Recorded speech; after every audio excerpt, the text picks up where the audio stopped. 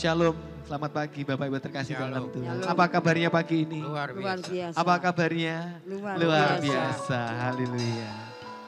Kita siapkan hati kita untuk datang kepada Tuhan. Namun Bapak Ibu, kita tahu saat-saat ini dunia sudah berubah. Bahkan dunia akan terus berubah. Banyak berita yang kita lihat di media sosial. Anak sekolah memperkusi anak-anak sekolah temannya. Guru banyak yang memperlakukan murid bahkan kejahatan. Namun sebaliknya murid juga banyak melakukan kejahatan terhadap guru. Ini luar biasa. Dulu tidak pernah ada yang namanya murid menganiaya guru, itu tidak pernah ada. Baru zaman ini kita melihat banyak berita di media sosial. Ya, murid membacok gurunya sampai proses hukum. Ini sungguh memprihatinkan Bapak Ibu. Dunia sedang berubah dan akan terus berubah. Kita belanja, gak perlu lagi datang ke toko. Cukup lewat di rumah kita belanja. Banyak hal yang baru yang kita dapati di dunia ini. Semuanya berubah. Namun semuanya itu tidak pasti, akan terus berubah. Untuk itu Bapak Ibu terkasih dalam Tuhan, dunia yang sedang mengalami perubahannya yang tidak menentu ini, bagaimana dengan kita umat Tuhan? Saya ajak untuk kita hidup makin berakar di dalam Tuhan, amin. Kita perdalam akar iman kita kepada Tuhan. Kita tujukan akar iman kita kepada air sumber kehidupan kita. Supaya kita tetap hidup walaupun zaman berubah. Amin Bapak Ibu terkasih dalam Tuhan. Supaya kita tetap kuat menghadapi dunia yang terus berubah ini. Biarlah iman kita tetap teguh di dalam Tuhan. Dan akar kita makin kuat, kokoh, mencengkeram di dalam Tuhan Yesus. Karena siapa yang tinggal di luar Tuhan tidak dapat berbuat apa-apa. Tetapi kalau kita tinggal di dalam Tuhan, kita akan hidup bersama Tuhan. Amin. Mari kita siapkan hati kita untuk datang kepada Tuhan.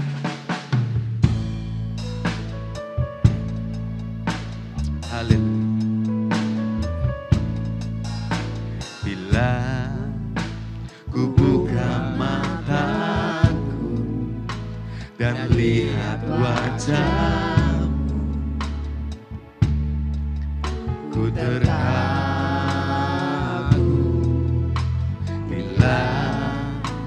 Ku lihat hidupmu dan karya tanganmu, ku tersanjung karena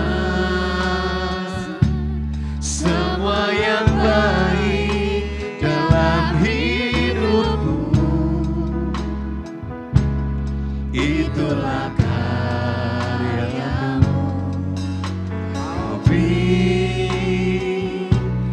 kesempatan yang baru dan ku ingin mengenalmu Tuhan lebih dalam dari semua yang ku kenal. Tiada kasih yang melebihimu, ku ada untuk menjadi penyembahmu.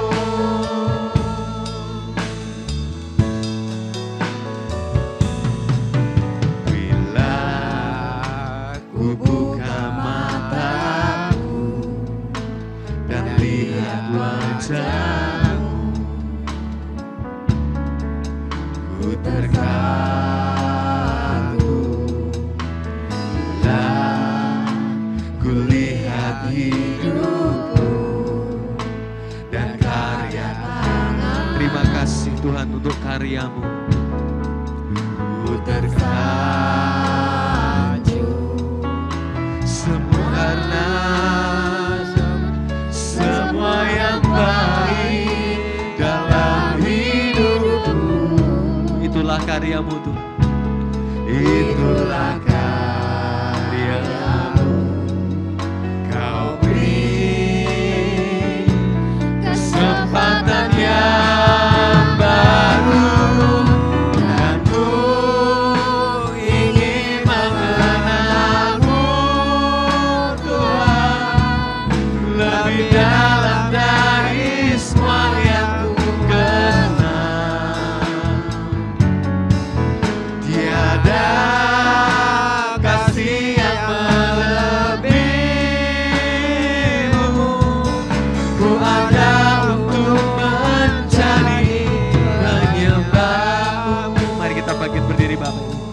Jadikan kami penyembah-penyembah-Mu ya Tuhan. Bila ku buka mataku dan lihat wajah-Mu, ku terkagum. Bila ku lihat hidupku dan karya tangan-Mu, ku tersandung. Semua yang baik, Semua yang baik dalam hidupku, itulah karya Tuhan atas hidup kita. itulah karya-Mu. Kau beri kesempatan yang baru, dan ku ingin mengenal-Mu, Tuhan, lebih dalam dari semua yang ku kenal. Tiada kasih yang melebihimu. Ku ada untuk menjadi penyembah-Mu, dan ku ingin mengenal-Mu, Tuhan, lebih dalam dari semua yang ku kenal. Tiada kasih yang melebihimu. Ku ada untuk menjadi penyembah-Mu. Nyanyikan dengan segenap hati. Mari kita buka suara untuk memuji Tuhan. Bila ku buka mataku dan lihat wajah-Mu, ku terkagum. Bila ku lihat hidupku, Terima kasih. dan karya Terima kasih Tuhan buat karya-Mu. Kami sungguh tersanjung. ku tersanjung, karena semua yang baik dalam hidupku, Itulah karya-Mu. Terima kasih. Terima kasih. Kau beri kesempatan yang baru, dan ku ingin mengenal-Mu, Tuhan, lebih dalam dari semua yang ku kenal. Tiada kasih yang melebihimu. Ku ada untuk menjadi penyembah-Mu, dan ku ingin mengenal-Mu, Tuhan, lebih dalam dari semua yang ku kenal. Tiada kasih yang Tiada kasih seperti Engkau. Kami mau belajar lebih mengenal Engkau.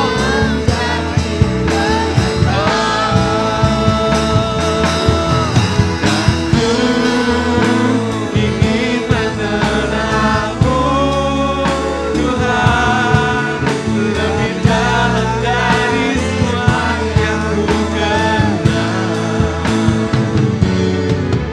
Tiada kasih yang melebihimu. Ku ada untuk menjadi penyembah-Mu. Roh Kudus berbicara. Kita mungkin mengenal suami kita. Kita mungkin mengenal istri kita, pasangan kita. Orang yang terdekat dalam hidup kita. keluarga kita, suami kita, istri kita, anak kita. Tetapi belum tentu kita mengerti isi hati pasangan kita. Belum tentu kita mengenal dan mengerti isi hati pikiran pasangan kita. Tetapi Tuhan tahu apa yang menjadi isi hati kita. Apa yang menjadi isi pikiran kita. Bahkan yang tersembunyi pun Tuhan tahu. Dan yang menjadi kerinduan Tuhan, Tuhan ingin lebih mengenal kita. Tuhan ingin lebih tahu siapa pribadi kita. Siapakah kita yang ingin dikenal oleh Raja di atas segala raja. Demikianlah kasih Tuhan Bapak Ibu. Betapa rindunya hatinya untuk lebih mengenal kita. Betapa rindunya Dia ingin lebih dekat dengan kita. Menjadikan kita pada pagi ini, waktu yang singkat ini kita lebih membuka hati kita untuk mengenal Tuhan. Dan membuka diri untuk dikenal oleh Tuhan. Tuhan lebih mengasihi kita lebih dari apapun. Lebih dari harta di dunia ini, Tuhan lebih mengasihi kita. Karena kita ini berharga di hadapan Tuhan. Dan ku ingin mengenalmu Tuhan, lebih dalam dari semua yang ku kenal. Kami tahu Tuhan itulah menjadi kerinduan-Mu Tuhan. Tiada kasih yang melebihimu. Ku ada untuk menjadi penyembahmu. Dan ku ingin mengenalmu Tuhan. Lebih dalam dari semua yang orang yang terdekat sekalipun belum tentu mengerti isi hati kamu. Tiada kasih yang melebihimu. Ku ada. Mari kita angkat tangan di hadapan Tuhan. Kita ingin mengenal Tuhan, menjadi penyembah yang benar di hadapan Tuhan. Dan ku ingin mengenalmu Tuhan, lebih dalam dari semua yang ku kenal. Tiada kasih yang melebihimu. Ku ada untuk menjadi. Oh, kami ingin mengenalmu.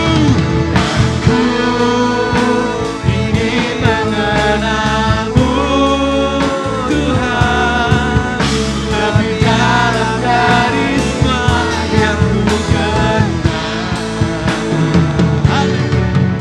Tiada kasih yang melebihimu.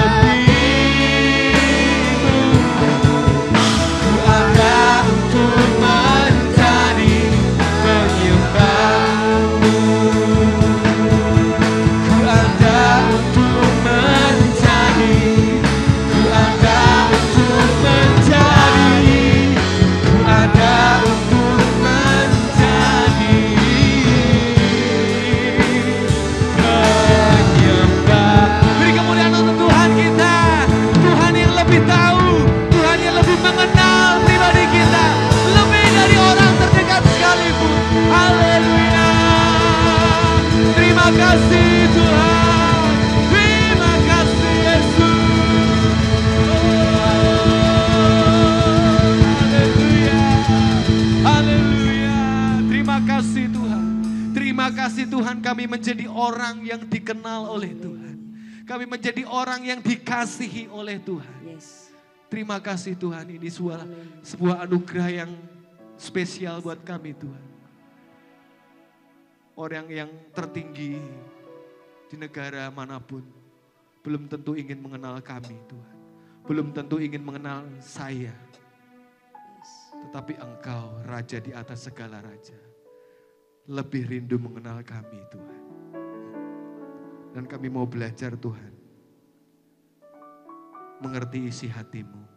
Dan membuka isi hati kami untuk Engkau proses, untuk Engkau bentuk ya Tuhan, sesuai dengan rencana-Mu.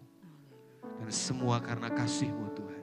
Semua karena anugerah dan karunia-Mu atas hidup kami. Terima kasih Tuhan, terima kasih. Biarlah kasih-Mu melingkupi kami saat ini. Jemaat-Mu yang hadir maupun yang ada di rumah. Kasih-Mu melingkupi kami. Dan kami rindu dan kami siapkan hati kami untuk lebih Engkau kenal. Dan kami rindu mengenal Engkau. Terima kasih Tuhan, terima kasih. Kami siap untuk memuliakan nama-Mu.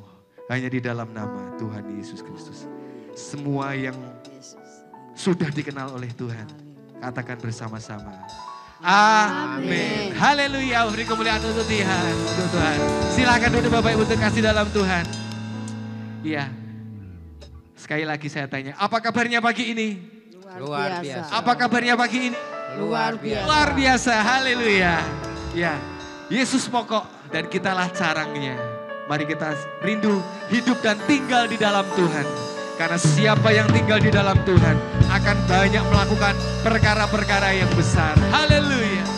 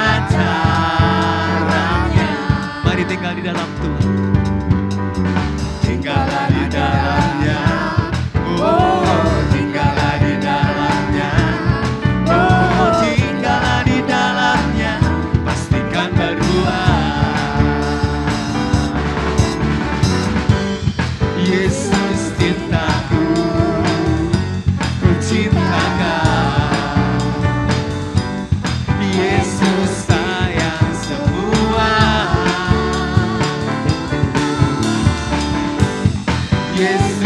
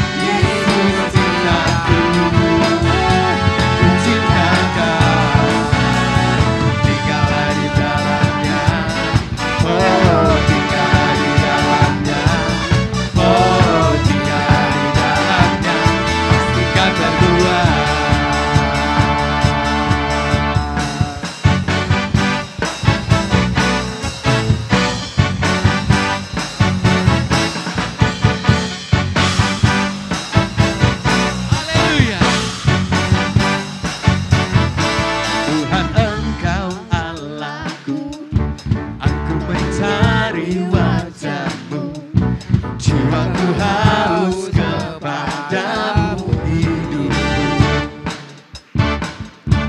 Ku pandang tempat kudus-Mu sambil melihat kemuliaan-Mu, sebab kasih setia-Mu lebih baik dari hidup. Sekali lagi. Ya Tuhan, Engkau Allahku, aku mencari wajah-Mu.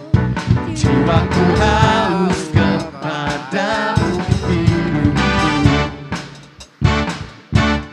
Ku pandang tempat kudus-Mu sambil melihat kemuliaan-Mu, kasih setia-Mu lebih baik dari hidup. Ku memuji Tuhan seumur hidupku, dan menaikkan tanganku demi nama-Mu. Sungguh Engkau menjadi penolong di bawah naungan sayap-Mu. Jiwaku melekat kepadamu. Ku memuji Tuhan seumur hidupku, dan menaikkan tanganku demi nama-Mu. Sungguh Engkau menjadi penolongku di bawah naungan sayap-Mu. Jiwaku melekat kepadamu. Haleluya. Biarlah jiwa kami melekat dan semakin melekat kepada Engkau. Mencari wajah-Mu, jiwaku haus kepadamu hidupku. Ku pandang tempat kudus-Mu sambil melihat kemuliaan-Mu, sebab kasih setia-Mu lebih baik dari hidup. Ya Tuhan, ya Tuhan, Engkau Allahku, aku mencari wajah-Mu. Jiwaku haus kepadamu hidupku. Ku pandang tempat kudus-Mu sambil melihat kemuliaan-Mu, sebab kasih setia-Mu lebih baik dari hidup. Ku memuji Tuhan seumur hidupku. Amin. Dan menaikkan tanganku demi nama-Mu.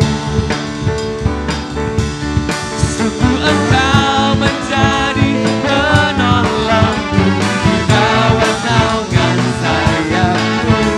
Jiwaku melekat kepadamu.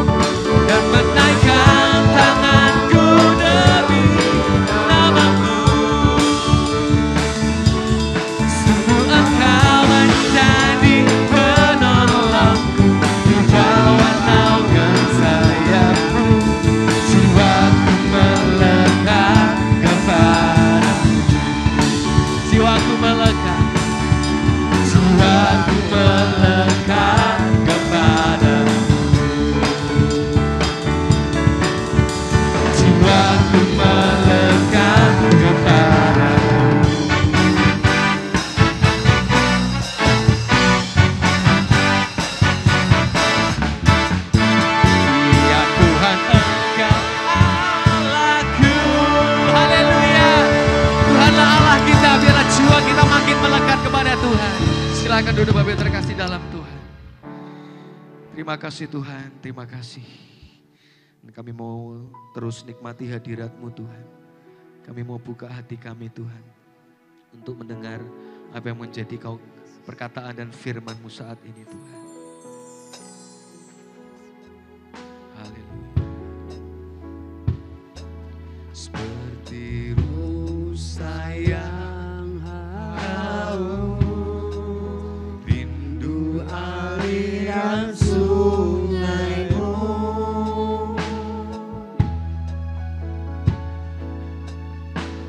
hatiku tak tahan menunggu-Mu.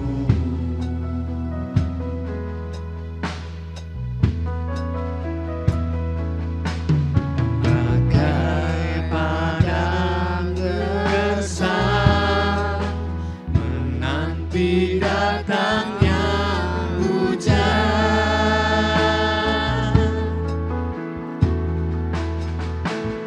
Begitu pun jiwaku Tuhan.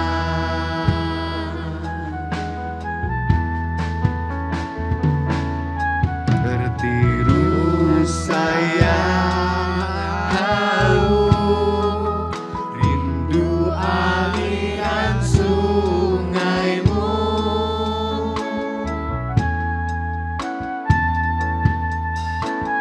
hatiku tak tahan menunggu-Mu.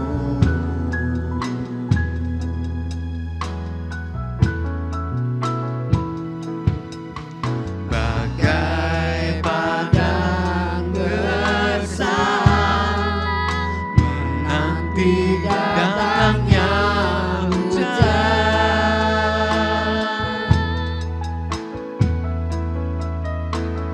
Begitu pun jiwaku Tuhan. Hanya Engkau, hanya Engkau,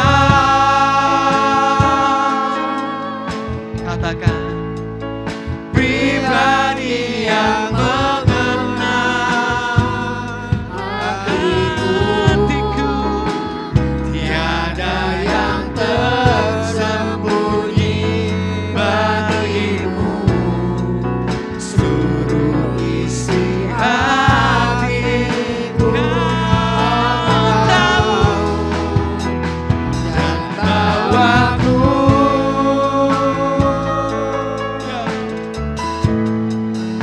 untuk lebih dekat lagi padamu, tinggal dalam indahnya dekapan kasih-Mu. Katakan dengan sungguh, hanya Engkau,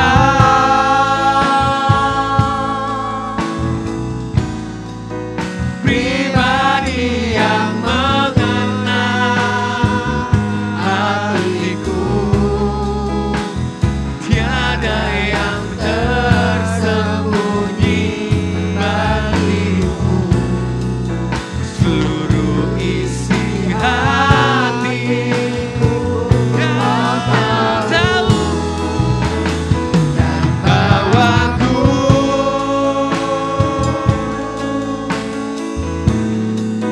untuk lebih dekat lagi padamu, tinggal dalam indahnya dekapan. Dengan hormat saya ajak untuk kita sekali lagi bangkit berdiri, kita siapkan hati. Hanya Engkau, hanya Engkau, hanya Engkau, pribadi yang mengenal hatiku, tiada yang tersembunyi bagimu,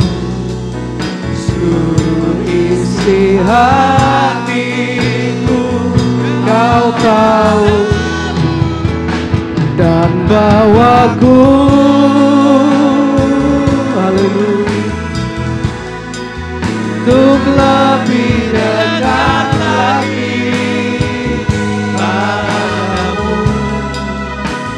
tinggal dalam indahnya kekapan kasih-Mu. Mari sekali lagi katakan, hanya Engkau Tuhan, hanya Engkau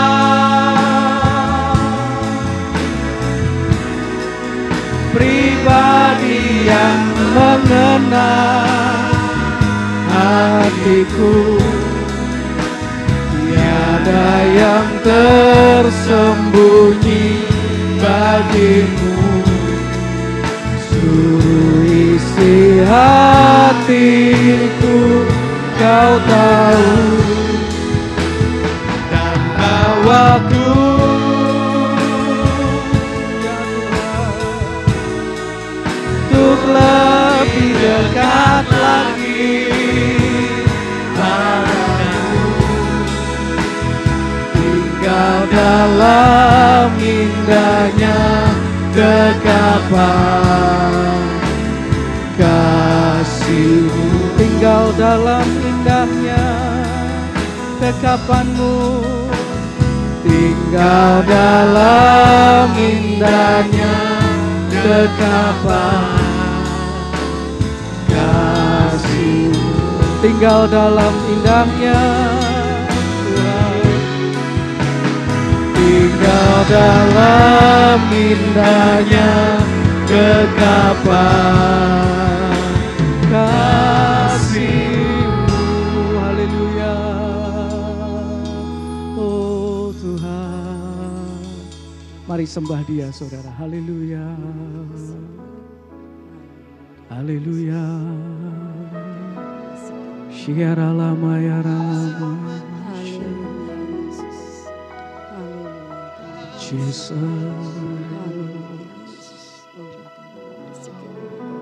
Terima kasih Tuhan.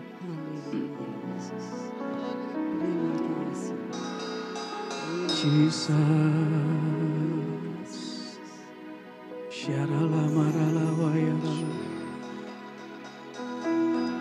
Terima kasih Tuhan.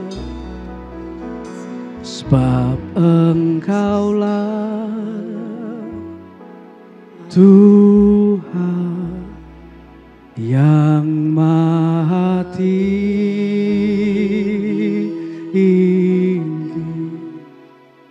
Kau ditinggikan atas segala Allah.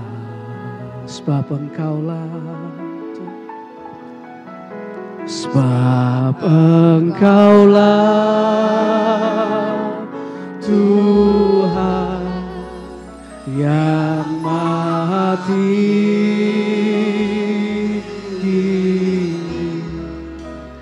Kau dimuliakan atas segala Allah. Mari katakan, Kau kusembah, Kau kusembah Tuhan. Kau kusembah,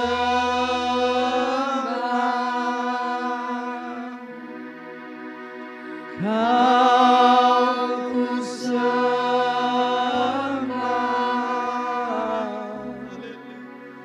Kau kusembah,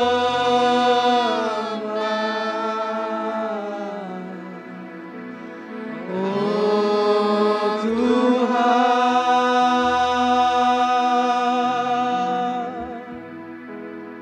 Kau kusembah.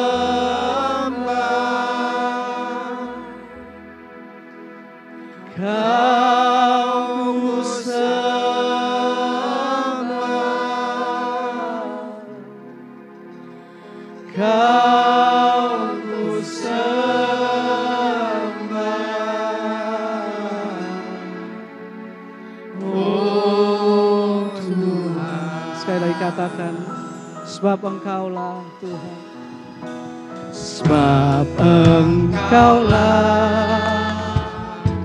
Tuhan yang Maha Tinggi.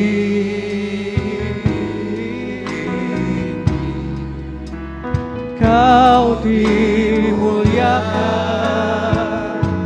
atas segala, sebab Engkaulah Tuhan kami. Sebab Engkaulah Tuhan yang Maha Tinggi. Kau dimuliakan Tuhan. Kau dimuliakan atas segala. Mari satukan hati kita, katakan Kau ku sembah Tuhan. Kau ku sembah ya Tuhan. Kau ku sembah, hanya Kau ku sembah.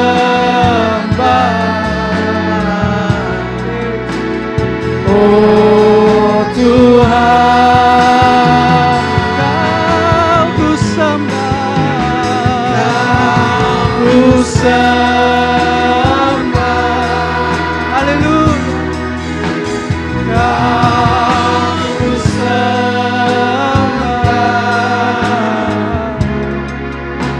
Kau ku sembah.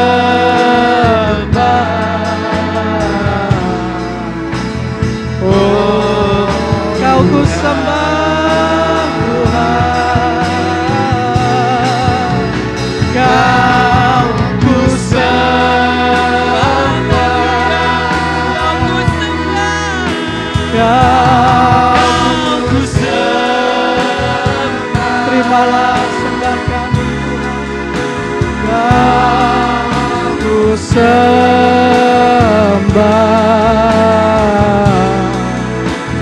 Oh Tuhan,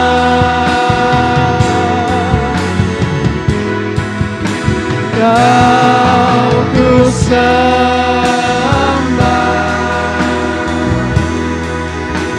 Kau ku sembah, Kau ku sembah.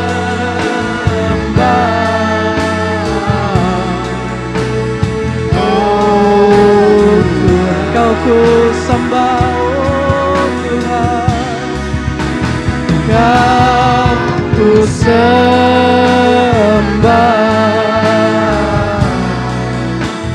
oh Tuhan. Kau ku sembah, oh Tuhan. Kau ku sembah.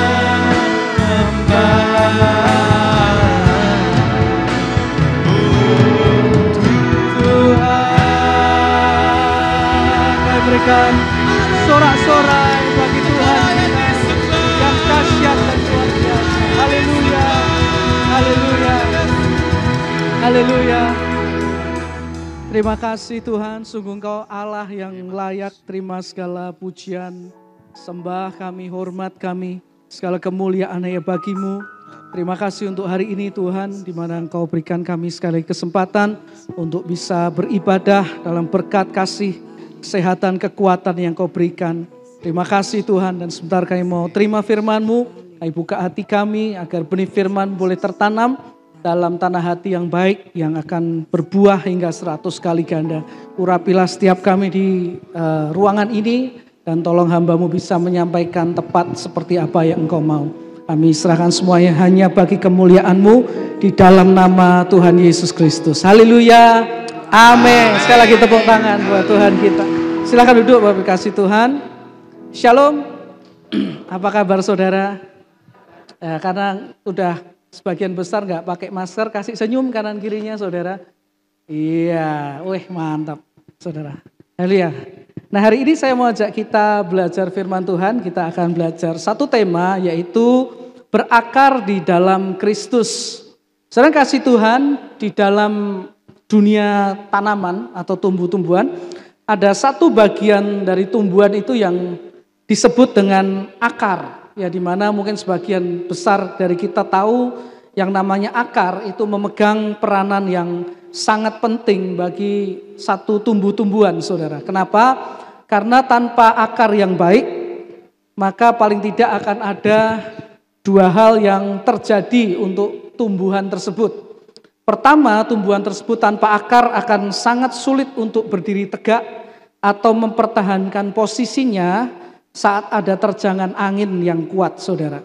Jadi fungsi akar yang pertama itu adalah seperti fondasi yang kuat bagi tanaman sehingga bisa berdiri dengan tegak dan menghadapi berbagai tekanan dalam hidupnya, saudara. Dan yang kedua, fungsi akar, ketika satu tanaman tidak ada akar, maka dia tidak mendapatkan nutrisi penunjang kehidupan, saudara. Tanpa akar yang baik dan sehat, suatu tanaman yang sebagus dan secantik apapun, cepat atau lambat pasti akan mati karena tidak mendapatkan makanan yang cukup bagi kesehatannya dan juga pertumbuhannya. Saya ingat waktu saya dan istri menikah, istri saya bawa buket bunga, itu bunganya bunga asli, bukan bunga plastik. Bunganya bunga lili seperti yang ada di sini, tapi itu asli, saudara. Di pegangannya itu bawahnya ada airnya, jadi bunganya ditaruh di situ dan bunga itu bisa bertahan segar hari itu waktu kami menikah. Tapi besoknya mulai layu. Besoknya lagi tambah layu, saudara. Dan seminggu kemudian gak ada, ya sudah harus dibuang karena sudah rusak, saudara. Ya, bunganya begitu cantik, tapi gak ada akarnya, cuman bunga aja. Ya, saya percaya kalau selama bunga itu tetap di batangnya dan ada akarnya, ya dia bisa bertahan dengan sangat lama, saudara. Nah, itulah hebatnya akar. Nah, saudara kasih Tuhan, firman Tuhan ternyata juga menggambarkan hidup Anda dan saya, anak-anak Tuhan ini seperti tumbuhan yang perlu punya akar yang baik di dalam Tuhan supaya bisa berdiri teguh, bertumbuh juga dengan sehat dan juga berbuah banyak di dalam Tuhan. Nah, karena itu saya mau ajak kita lihat dua ayat di Kolose pasal 2 ayat 6 dan ayat yang ke-7, saudara. Ya, saya ajak kita membaca dua ayat ini bersama, bisa lihat di atas. Kita baca bersama Kolose 2 ayat 6 dan 7, 1, 2, 3. Kamu telah menerima Kristus Yesus Tuhan kita. Karena itu hendaklah hidupmu tetap di dalam Dia. Hendaklah kamu berakar di dalam Dia dan dibangun di atas Dia. Hendaklah kamu bertambah teguh dalam iman yang telah diajarkan kepadamu dan hendaklah hatimu melimpah dengan syukur. Haleluya. Saudara kasih Tuhan, di dua ayat yang baru saja kita baca ini, kita anak-anak Tuhan digambarkan seperti tumbuhan yang perlu berakar dengan baik di dalam Tuhan kita, saudara.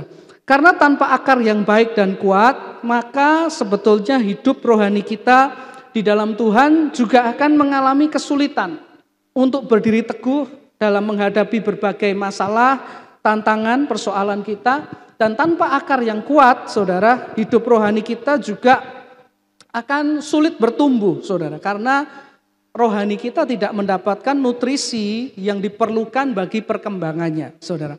Jadi saudara, dari ayat ini kita belajar penting sekali buat Anda dan saya sebagai anak-anak Tuhan memiliki akar yang kuat dan baik di dalam Tuhan. Nah, pertanyaannya, lalu bagaimana caranya supaya kita bisa punya akar yang baik dan kuat, saudara? Nah, coba kalau kita lihat sekali lagi di 2 Kolose ayat 6 dan 7 tadi, saudara, sebetulnya kalau Anda lihat dua ayat ini, kita bisa menemukan atau melihat tahapan-tahapan atau fase atau proses yang terjadi dalam kehidupan Anda dan saya yang berbicara tentang pertumbuhan rohani, saudara. Jadi dua ayat ini sebetulnya mengajarkan kepada kita tentang fase-fase atau tahapan pertumbuhan rohani dalam kehidupan seorang anak Tuhan sampai akhirnya bagaimana dia dapat memiliki akar yang kuat di dalam Tuhan. Nah, fasenya seperti apa? Mari kita akan belajar bersama-sama. Ya, next klik ya saudara. Ini fase yang pertama, saudara.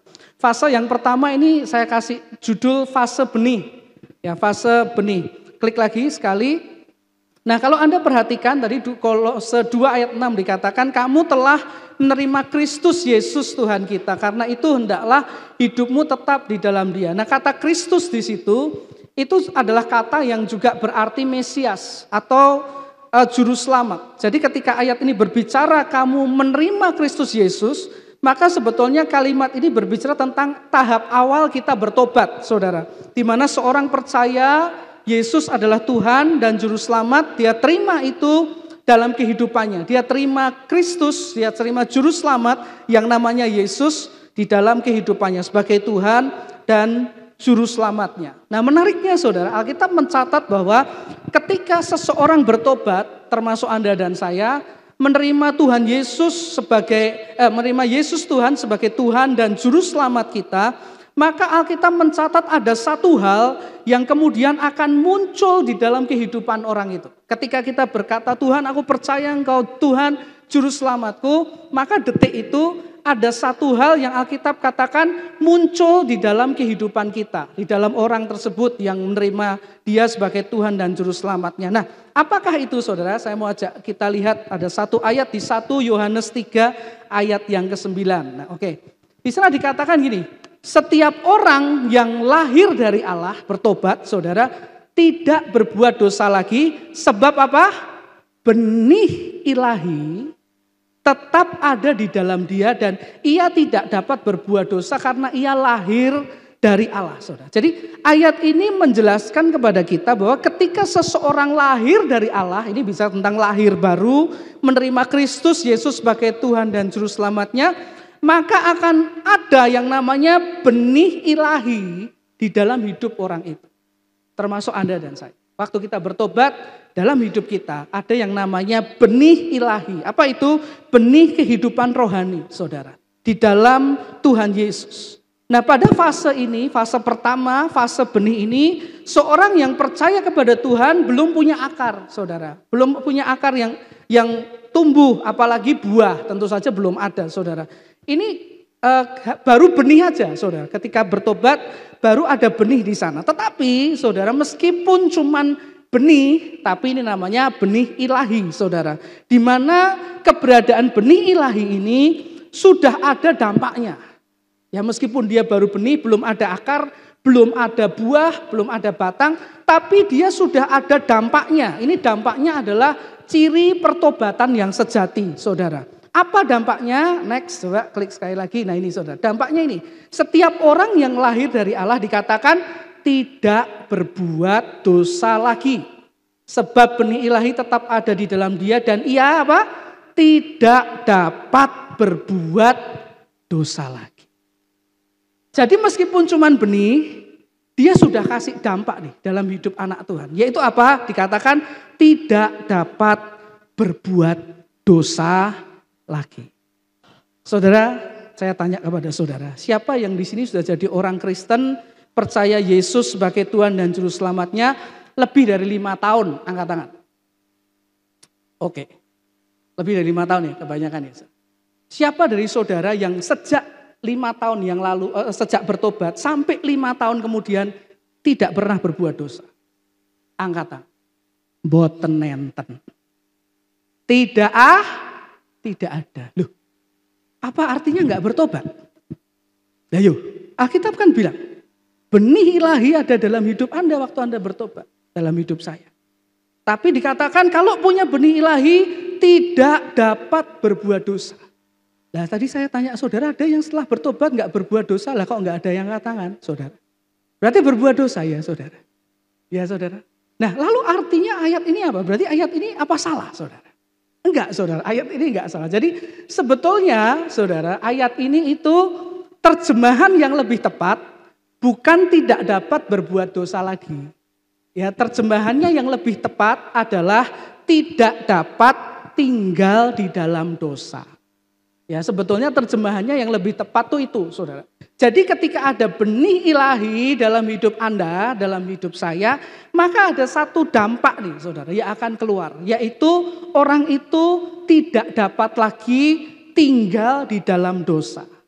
Jadi apakah anak Tuhan yang bertobat masih bisa berbuat dosa dan kesalahan? tentu saja saudara. Karena itu kita minta ampun sama Tuhan akan dosa kita. Tetapi saudara, karena ada benih ilahi, meskipun dia bisa buat dosa dan kesalahan, dia tidak bisa lagi tinggal di dalam dosa dan kesalahan. Artinya seseorang yang sungguh-sungguh bertobat, tidak akan, perhatikan, tidak akan nyaman tinggal di dalam dosa. Bisa berbuat dosa? Bisa. Tapi dia tidak akan nyaman tinggal di dalam dosa. Dia akan merasa gelisah, tidak tenang, tidak sejahtera kalau dia berbuat dosa dan segera ingin meninggalkan dosanya. Segera kembali kepada Tuhan kalau dia berbuat dosa. Ya berbuat dosa terus aduh Tuhan maaf aku salah, aku kembali padamu. Aku bertobat dari kesalahan-kesalahanku. Nah itu saudara. Nah saya kasih gambaran seperti ini. Saudara kasih Tuhan, pernahkah dalam hidup saudara, ya ini mungkin gak dialami semua orang, tapi pernahkah dalam hidup saudara itu mengalami satu kejadian tidak sengaja kejebur got? Pernah ada yang ngalami? Nah pernah. Oh lainnya gak pernah ya? Oh gak pernah. Saya ingat adik ipar saya tuh yang tadi singer tuh katanya waktu kecil pernah kejebur got saudara. Waktu kecil katanya naik sepeda gak lihat belakangnya kejebur got saudara. Katanya istri saya ceritanya begitu saudara. Nah katakanlah saudara ini ada next ya saya tunjukin ada satu gambar. Nah ini ada seorang wanita naik motor HP-nan kejebur got saudara. Ini di Papua. Kalau gak salah di Papua dia kejebur got karena main HP. Yang luar biasa, orangnya kejebur sampai hitam, HP-nya tetap putih saudara. Keren saudara, jadi waktu dia kejebur tuh semua masuk kecuali HP-nya. Keren ya saudara. Nah saudara kasih Tuhan, orang kalau kejebur got yang hitam kayak gini, kira-kira kemudian apa yang akan dilakukan? Menikmati air gotnya? Wah luluran gitu ya saudara. Ini nutrisi vitamin lengkap biar wajah glowing kayak artis Korea gitu, saudara.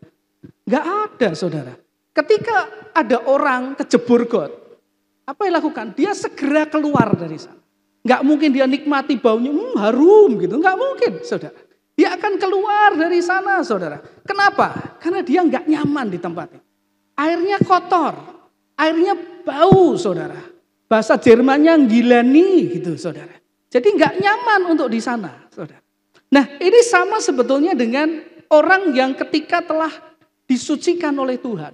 Bertobat terima Yesus sebagai Tuhan dan Juru Selamatnya. Lalu dalam tanda petik dia tersandung, tergelincir saudara. Dan aduh jatuh ke dalam dosa saudara. Ini sama kayak orang yang kejebur got gitu.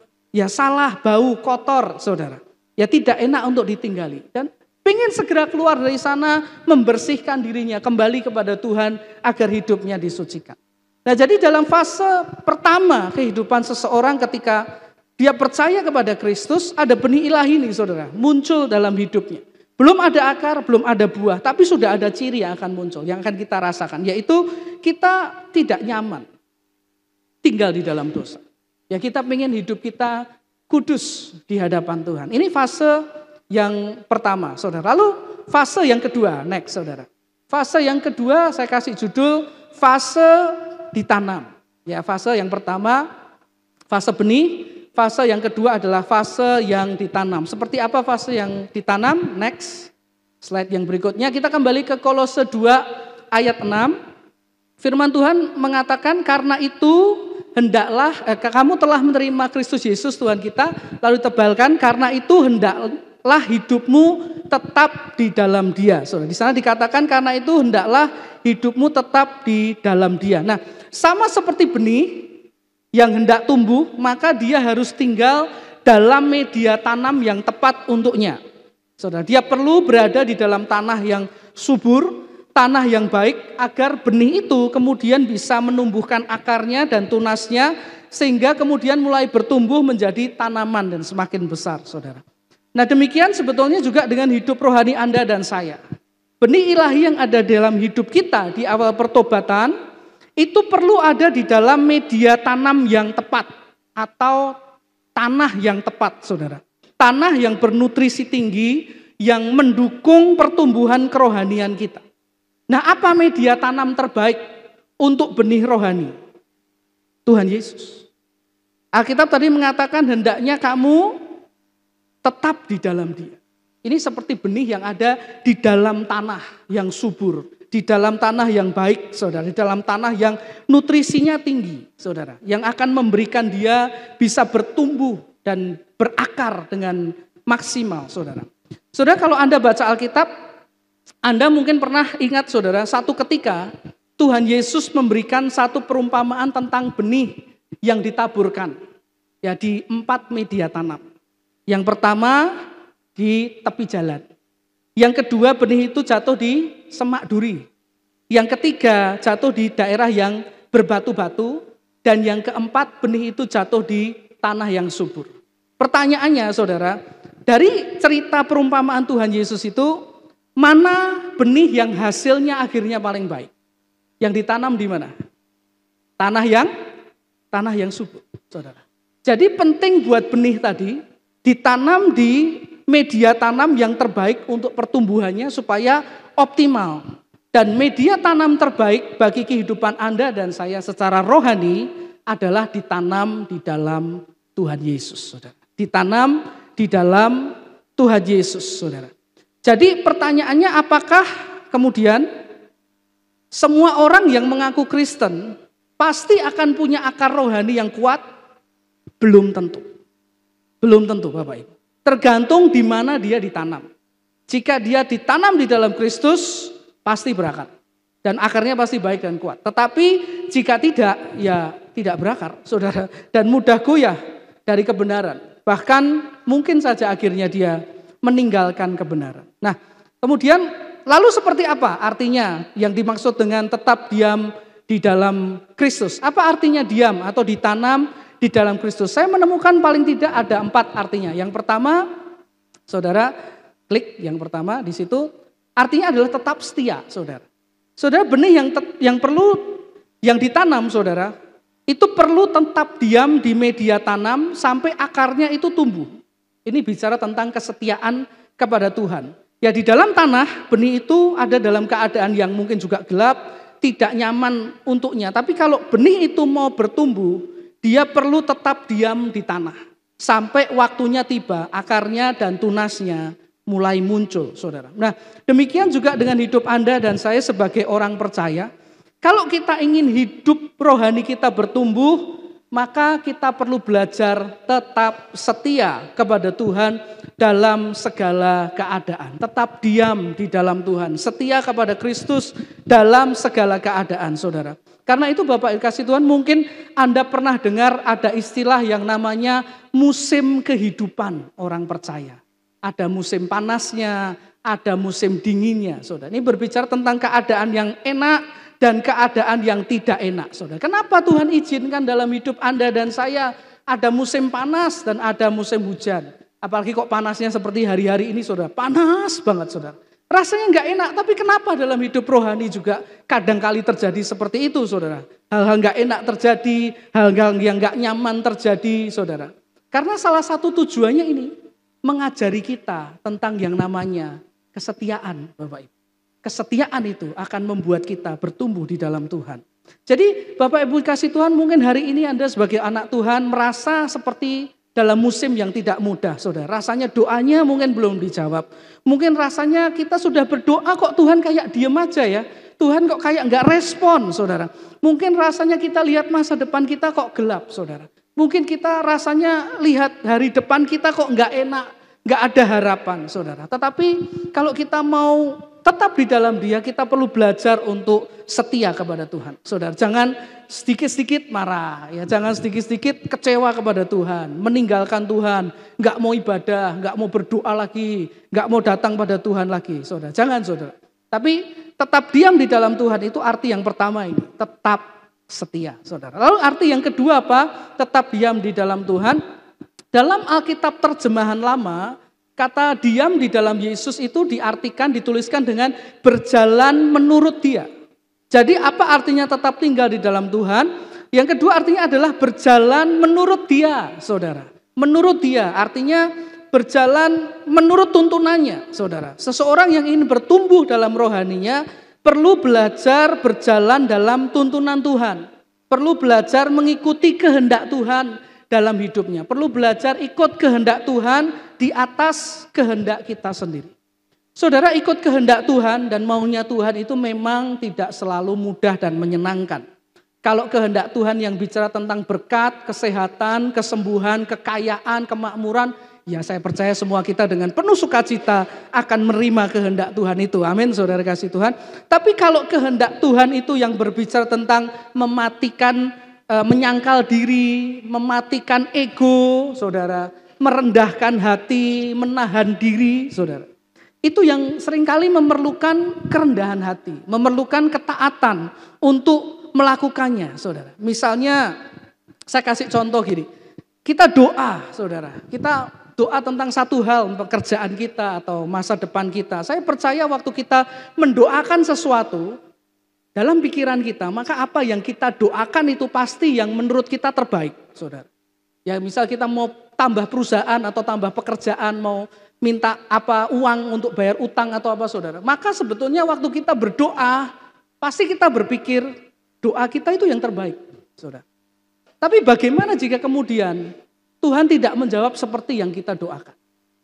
Nah itu masalahnya, saudara. Tidak dijawab seperti yang kita doakan karena dia punya kehendaknya. Karena dia punya maunya sendiri, saudara. Nah banyak orang kemudian menjadi kecewa sama Tuhan. Banyak orang kemudian menjadi marah kepada Tuhan. Menjauhi Tuhan, gak mau lagi dekat-dekat sama Tuhan. Gak mau lagi setia, saudara. Ya bukan belajar untuk tanya Tuhan, bukan belajar untuk cari tahu apa yang sebetulnya maksud Tuhan bagi kehidupannya, saudara. Jadi hal kedua, diam di dalam Tuhan itu artinya ada kemauan untuk hidup dalam tuntunan dan kehendaknya di atas kehendak kita, saudara. Nah kesadaran untuk taat kepada tuntunan dan kehendak Tuhan itu yang akan membuat hidup rohani kita menjadi bertumbuh. Jadi apa artinya diam di dalam Tuhan? Yang kedua artinya adalah ini, kemauan mengikuti tuntunan dan kehendak Tuhan di atas kehendak kita. Itu arti yang kedua. Arti yang ketiga, apa artinya diam ditanam dalam Yesus? Di dalam Alkitab terjemahan bahasa Indonesia sehari-hari diartikan dengan bersatu dengan Dia, saudara. Jadi apa artinya diam di dalam Dia? Artinya adalah bersatu atau bersekutu dengan Tuhan. Bagaimana kita bisa bersatu dengan Dia, bersekutu dengan Dia? Ya melalui waktu-waktu yang kita berikan untuk bersekutu dengan Tuhan. Untuk berdoa, melalui jam-jam doa, pembacaan firman Tuhan, memuji Tuhan, menyembah Tuhan secara pribadi dan rutin setiap hari. Itu menumbuhkan kita, menumbuhkan benih rohani tadi, saudara. Saudara, Alkitab itu mengatakan bahwa firman Tuhan itu adalah makanan atau roti bagi hidup rohani kita. Dan firman Tuhan itu adalah Tuhan Yesus sendiri. Jadi sebetulnya ketika kita memasukkan firman dalam hidup kita, itu otomatis kita memasukkan Yesus dalam hidup kita, saudara. Ya, untuk bisa bersatu dengan kehidupan kita, saudara. Jadi arti ketiga, diam di dalam Kristus adalah kemauan kita untuk bersatu dengan Kristus melalui persekutuan yang dekat, yang intim dengannya setiap hari. Yang ketiga, lalu yang keempat, satu lagi, apa artinya diam atau ditanam di dalam Yesus? Di Alkitab terjemahan firman Allah yang hidup mengatakan, menerjemahkan dengan mempercayakan setiap persoalan kepadanya, saudara. Jadi apa artinya hidup tetap di dalam Dia? Mau belajar mempercayakan semua persoalan kita kepada Tuhan. Saudara kasih Tuhan, semua orang Kristen kalau ditanya, apakah Anda percaya Yesus adalah Tuhan dan Juru Selamat? Pasti semua menjawab, percaya. Kalau orang Kristen ditanya, apakah Anda percaya Yesus Tuhan itu maha kuasa dan maha tahu? Pasti semua orang Kristen menjawab, oh tentu, percaya, ya dan amin. Tapi, apakah kemudian dalam kenyataan hidupnya, mereka mau mempercayakan persoalan hidup mereka kepadanya? Belum tentu, saudara. Kalau ditanya, percaya Yesus Tuhan? Percaya. Percaya Dia berkuasa? Percaya. Serahkan semua persoalan kepadanya, nanti dulu, ya, nanti sih, saudara. Ya banyak orang yang kemudian memilih menghadapi masalah dengan kekuatan sendiri. Kenapa? Sulit percaya, mempercayakan persoalannya kepada Tuhan, saudara. Ya sulit percaya kepada Tuhan. Saudara kasih Tuhan, saya pernah baca satu cerita. Suatu hari ada seorang musafir, dia jalan di kebun semangka yang begitu besar, saudara. Dia jalan di sana dan kemudian hari itu panas begitu terik saudara. Dia menemukan di tengah kebun semangka itu ada satu pohon apel yang besar saudara dan berbuah lebat juga. Sama seperti kebun semangka yang dia lewati hari itu. Berbuah dengan lebat saudara. Dan karena dia kepanasan dia memutuskan untuk duduk di bawah pohon apel tersebut. Beristirahat sambil kipas-kipas dia lihat buah semangka. Kemudian dia lihat ke atas. Dia lihat ada buah apel di atasnya. Dan kemudian dia berkata kepada Tuhan. Tuhan, nek tak pikir-pikir gitu ya. Tuhan kalau aku pikir, engkau itu sebetulnya enggak adil Tuhan. Ya toh Tuhan, coba lihat di bawah itu. Tanaman semangka, dahannya kecil, buahnya gede nih bukan main. Ya, li pohon apel, pohonnya gede, buahnya kecil. Harusnya kan kalau pohonnya besar, buahnya besar. Batangnya kecil, buahnya kecil. Engkau tuh enggak adil, harusnya itu di sini, itu di sana. Dia ngomong gitu sama Tuhan. Lalu dia kena angin sepoi-sepoi, capek, tidurlah dia. Lagi enak-enak tidur, tiba-tiba bledak saudara. Dia bangun, apa itu? Apa itu? Dia lihat di sebelahnya ada buah apel jatuh saudara. Buah apel itu baru saja jatuh mengenai kepalanya, jatuh di sebelahnya. Dan ketika dia lihat apel itu dia berkata, Tuhan, engkau sungguh Allah yang adil. Engkau sungguh Allah yang luar biasa. Bayangkan kalau apel segede semangka di atas itu. Jatuh kena kepala saya, tewaslah saya Tuhan. Engkau sungguh Allah yang adil. Nah saudara kasih Tuhan, banyak anak Tuhan ketika dalam persoalan. Dia sering berkata kayak musafir ini. Tuhan, engkau enggak adil. Betul enggak saudara? Dia kok diberkati aku enggak? Dia kok disembuhin aku enggak? Dia kok kayak bahagia aku enggak? Engkau enggak adil. Bagaimana mungkin aku mempercayakan persoalanku kepadamu? Kalau engkau enggak berbuat adil padaku. Kayak musafir ini saudara. Tapi saudara Alkitab mencatat nih. Kalau kita mau bertumbuh ini setia di dalam Yesus. Ini yang perlu kita lakukan. Meskipun rasanya kok kayak enggak adil. Percayakan persoalan kepadanya.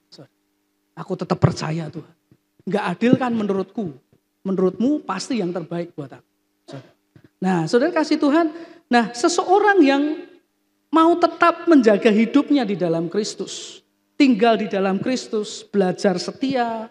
Cari tuntunan Tuhan. Mau membangun persekutuannya dengan Tuhan saudara. Mau percaya akan caranya. Mau percaya waktunya atas menyelesaikan persoalannya. Dia percayakan persoalannya saudara.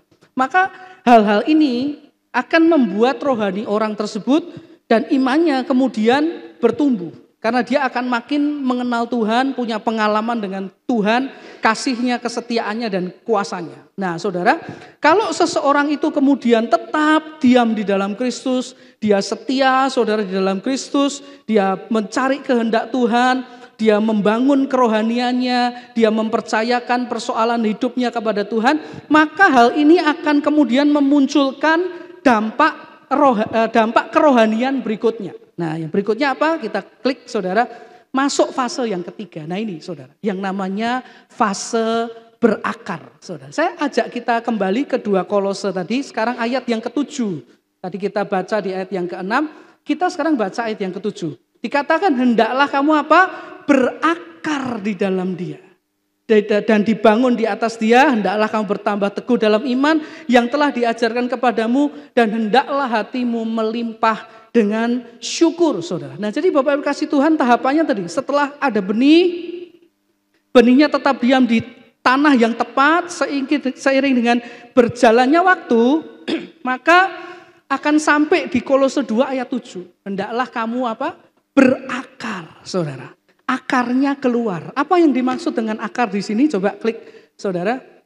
Nah, akar di sini dalam bahasa aslinya dipakai kata ini, risoo, saudara. Kata risoo ini berarti akar yang kuat dan mendalam. Jadi akar yang dimaksud di sini bukan akar yang cetek, saudara. Bukan akar yang pendek, bukan akar yang lemah, bukan akar yang baru aja tunas kecil, bukan, saudara. Ini ketika ayat yang ke-7 disebutkan risoo ini sudah berbicara akar yang kuat, yang dalam saudara, yang sudah siap menghadapi berbagai terjangan dalam hidupnya saudara. Ya akan keluar nih yang namanya risoo. Ini bukan akar yang lemah atau dangkal, tapi akar yang kuat dan dalam. Jadi ketika kita menjadi anak Tuhan, menjaga hidup kita, aku mau setia di dalam Tuhan, kita sebetulnya sedang membangun ini, akar rohani yang kuat di dalam Tuhan. Dan akar yang kuat dan dalam ini ternyata berdampak saudara. Dampaknya apa saudara? Yang pertama saudara diklik, dampaknya ayat 7 tadi mengatakan, hidup akan dibangun di atas Yesus. Jadi hendaklah kamu berakar di dalam Dia dan dibangun di atas Dia, saudara. Hidup akan kemudian dibangun di atas Yesus. Artinya Kristus akan menjadi dasar dari kehidupan kita. Sehingga dalam apapun yang kita lakukan, dalam sekolah kita, dalam pekerjaan kita, dalam pertimbangan kita, dalam rencana kita, dalam keputusan-keputusan yang kita ambil, dalam pelayanan yang kita lakukan setiap hari, semua didasarkan pada Yesus, pada kehendaknya, pada perintahnya, pada kesenangan hatinya, saudara. Jadi hidup kita akan kemudian betul-betul diwarnai oleh Kristus itu, saudara. Sehingga karena Kristus menjadi dasar kehidupan kita. Saudara kalau baca Alkitab, saudara akan ketemu seorang hamba Tuhan yang namanya Daud. Daud ini orang yang pinter, saudara, perkasa, ya orang yang luar biasa dan hebat. Tapi Anda akan sering sekali menemukan Daud berkonsultasi dengan Tuhan.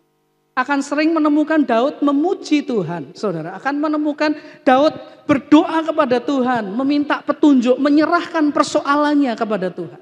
Kenapa? Karena ini, risoo. Akarnya secara rohani sama Tuhan sudah sangat kuat. Yesus sudah jadi dasar dalam hidupnya. Jadi semua yang dilakukan, dasarnya nggak bisa di luar Yesus. Selalu Yesus akan terlibat di dalam kehidupannya, saudara. Itu yang kedua. Lalu yang pertama, lalu yang kedua, akar yang kuat itu dampaknya apa? Nah, dampaknya ini, imannya akan menjadi semakin teguh, saudara. Ya dikatakan, hendaklah kamu bertambah teguh dalam iman yang telah diajarkan kepadamu. Imannya akan semakin teguh, karena dia punya pengalaman dengan Tuhan dari hari ke hari, maka imannya kepada Tuhan akan terus berkembang. Dan kemudian menjadi semakin kuat dan semakin teguh, saudara. Yang kedua ini. Lalu yang ketiga, apa dampaknya dari iman yang kuat? Hati melimpah dengan ucapan syukur. Alkitab mengatakan, dan hendaklah hatimu melimpah dengan syukur. Punya hati yang melimpah dengan syukur. Nah saudara kasih Tuhan, hati yang melimpah dengan syukur ini bicara tentang kehidupan yang karena begitu kenal dengan Tuhan, begitu percaya kepada Tuhan, maka orang ini tidak mudah lagi kecewa. Orang ini tidak mudah lagi bersungut-sungut. Orang ini tidak lagi mudah takut dan gentar. Apapun yang terjadi, dia bisa tetap bersyukur kepada Tuhan karena dia yakin ada rencana Tuhan di balik semua yang terjadi dalam hidupnya. Dia yakin ada kehendak Tuhan, Tuhan tidak akan lepas tangan, Tuhan pasti campur tangan dalam apapun yang hari itu sedang dia hadapi. Apapun yang hari itu mungkin gak enak pun yang sedang dia hadapi, dia akan tetap bersyukur. Kenapa? Karena dia percaya Tuhan pasti sedang bekerja nih lewat sini. Tuhan pasti sedang ada rencana dalam hidupku lewat keadaan yang aku hadapi, saudara. Saya tunjukkan satu contoh yang menarik dalam Alkitab ya saudara. Saudara kalau Anda membaca Alkitab, dalam perjanjian baru, kita akan menemukan 5 kitab. Yaitu Filipi, Kolose, Efesus, Filemon, dan Ibrani. Ya, 5 kitab di dalam perjanjian baru. Filipi, Kolose, Efesus, Filemon, dan Ibrani. Siapa yang nulis 5 kitab ini? Rasul Paulus, betul. Tapi tahukah Anda, kelima kitab ini, 5 kitab Injil ini, dituliskan oleh Paulus ketika dia ada dalam penjara karena Injil. Dia sedang tidak baik-baik aja keadaan. Di dalam penjara, saudara, diikat, dibelenggu, tentu saja enggak bebas, keadaannya tertekan, saudara. Dia nulis 5 kitab itu, Filipi, Kolose, Efesus, Filemon, dan Ibrani. Yang menarik, kalau Anda baca di firman Tuhan, meskipun 5 surat Paulus ini ditulis dari penjara, saudara, tetapi dalam 5 kitab ini semuanya dikatakan Paulus mengucap syukur, saudara. 5-5-nya dikatakan, di 5 kitab ini dikatakan Paulus mengucap syukur. Dan yang lebih menarik, di 4 kitab dari 5 itu, kata ucapan syukur dari Paulus langsung muncul di pasal pertama. Saudara, di pasal pertama. Efesus 1 ayat 16 berkata, aku pun tidak berhenti mengucap syukur karena kamu. Itu pasal 1. Filipi 1 ayat 3, aku mengucap syukur kepada Allahku setiap kali aku mengingat kamu. Filipi 1 ayat 5 masih di pasal 1 berkata, aku mengucap syukur kepada Allahku karena persekutuan. Kolose 1 ayat 3, pasal 1 berkata, kami selalu mengucap syukur kepada Allah. Kolose 1 ayat 12 masih pasal 1 berkata, dan mengucap syukur dengan sukacita kepada Bapa. Filemon 1 ayat 4 berkata, aku mengucap syukur kepada Allahku setiap kali aku mengingat engkau. Jadi saudara, meskipun ditulis dari dalam penjara, surat Paulus tidak diawali dengan keluhan. Awakku ngilu kabeh, pegelinu, saudara. Enggak, saudara. Tidak diiringi dengan keluhan, aku kok di penjara, menyedihkan hidupku ini, saudara. Tidak dituliskan dengan curhat, tolong dong aku dijenguk, kesepian nih, saudara. Tidak dituliskan dengan diawali dengan kekecewaan, tidak diawali dengan kepahitan. Tapi yang muncul pertama, syukur. Terima kasih Tuhan. Lah kok bisa, saudara? Mengucap syukur di tempat dan keadaan seperti ini. Banyak anak Tuhan gak di penjara tapi gak mengucap syukur loh, saudara. Masih punya keluarga, masih punya pekerjaan, masih sehat, saudara. Masih ada harapan, tapi gak mengucap syukur. Paulus di penjara mengucap syukur, Bapak Ibu kasih Tuhan. Kenapa kok bisa begitu? Karena menurut saya, karena rasa percayanya kepada Tuhan, kepada rencana Tuhan sudah begitu kuat. Ya, akarnya sudah begitu kuat sehingga dia tidak goyah dalam menghadapi tantangan hidupnya. Bayangkan jika di penjara saja dia bisa mengucap syukur, apalagi di tempat lain, pasti lebih mudah lagi mengucapkan syukur. Karena itu Bapak Ibu kasih Tuhan, marilah kita hidup sebagai anak-anak Tuhan yang punya akar yang kuat, saudara. Saya percaya kita semua sudah masuk fase 1, ya saudara, dan saya berdoa di fase 2 kita juga tetap bertahan, supaya kita masuk ke fase yang ketiga ini. Akar kita risoo, kuat, mendalam di dalam Kristus, ya tetap diam di dalam Kristus saudara, sehingga kita punya kehidupan rohani yang tidak mudah goyah.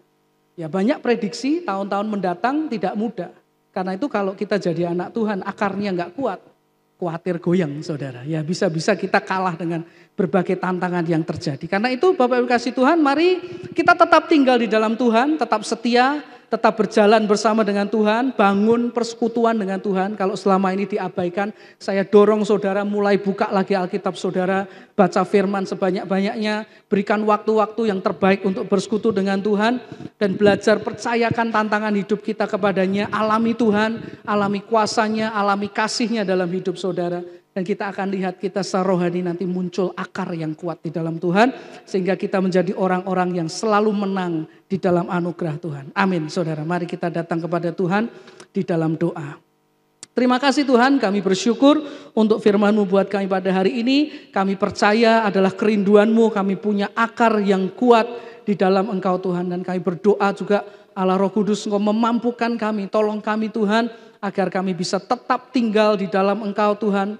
Membangun rohani kami, akar kami kuat, kepercayaan kami kuat Tuhan di dalam Engkau. Sehingga hingga akhirnya ketika Engkau datang menjemput kami didapati sebagai anak-anak Tuhan yang berkenan dan menyenangkan akan hati Engkau. Terima kasih Tuhan untuk firman-Mu, biar firman-Mu jadi rema buat kami semua. Kami serahkan semuanya dalam nama Tuhan Yesus Kristus. Haleluya, amin, amin.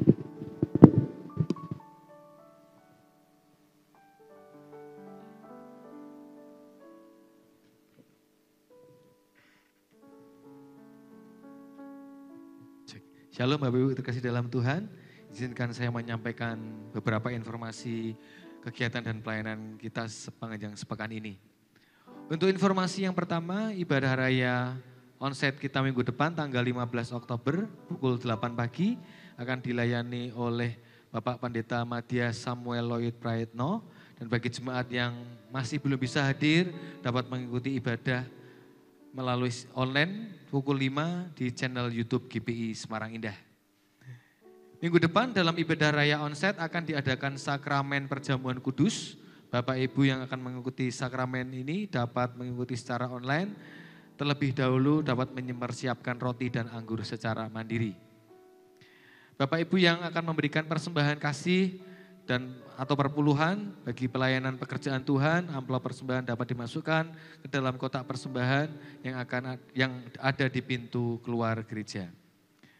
Untuk tambahan pengumuman, Sehubungan dengan acara perayaan Natal 2023 dan Tahun Baru 2024, kami mengundang Bapak Ibu yang telah dihubungi untuk dapat menghadiri rapat pembentukan panitia Natal 2023 Tahun Baru 2024 yang akan diadakan pada hari Kamis tanggal 14 Oktober 2023 pukul 18.30 atau setengah 7 malam di Aula Gedung Philadelphia.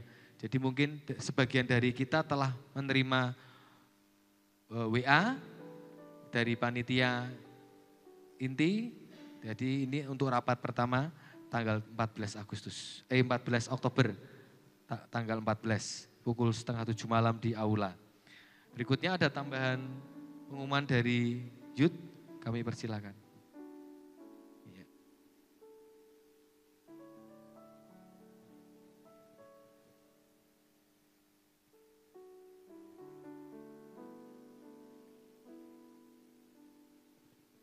Shalom jemaat yang dikasihi Tuhan. Kami dari Youth Philadelphia akan mengadakan Youth Spesial Sumpah Pemuda dengan tema Youth Strong yang akan diadakan pada hari Sabtu tanggal 21 Oktober 2023 pukul 5 sore di ruang Aula Gedung Philadelphia atau ruang sekolah minggu. Kami mengajak anak-anak muda dari kelas 6 SD sampai dengan kuliah untuk ikut serta dalam ibadah ini dengan dress code baju colorful. Mari bersama-sama kita memuji dan merasakan hadirat Tuhan bersama. Tuhan Yesus memberkati. See you and God bless you. Saya ajak untuk kita bangkit berdiri Bapak Ibu sebelum kita menerima doa berkat yang akan dilayani oleh Bapak Pendeta Pratama Yohan Immanuel.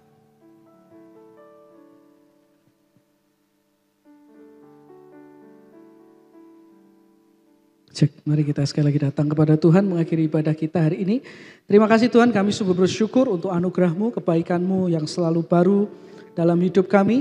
Kami berterima kasih untuk kesempatan yang Tuhan berikan, kami bisa muji dan besarkan nama-Mu dan menerima firman-Mu dalam hidup kami. Jika sebentar kami akan mengakhiri ibadah kami dan pulang kembali ke tempat kami masing-masing, kami berdoa mari Tuhan curahkanlah berkat-Mu atas kehidupan kami. Bapak Ibu kasih Tuhan, pada akhir ibadah kita mari angkatlah kedua tanganmu kepada Tuhan, tangkap dan terimalah berkat Tuhan atas hidupmu.